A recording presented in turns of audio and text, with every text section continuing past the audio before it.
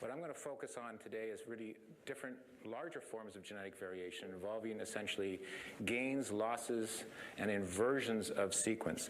So shown here is a fairly, in a simple diagram, we have an example of some structural variation, operationally defined as events greater than a kb in size. So we have pieces of DNA that sometimes become deleted. We have pieces of DNA that sometimes become duplicated on chromosomes, and regions which can be, in fact, inverted or turned around with respect to another orientation. So this very busy map here represents probably about 3 years of work in my lab just to kind of characterize the general pattern of structural variation in 8 human genomes. So shown here are different human chromosomes, 4 from African and 4 from non-African. The distinctions really aren't that important. But what I'm showing you here is the presence of insertions, deletions, and inversions as blue, red, and green.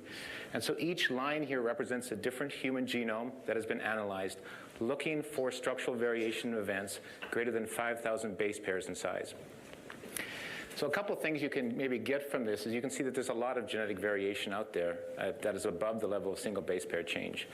And most of the events that you're seeing here are essentially inherited, but we now know, based on studying roughly about 2,000 human genomes, that there's a significant fraction of very large events, often hundreds of kb in size, that are either individually specific or specific to specific families.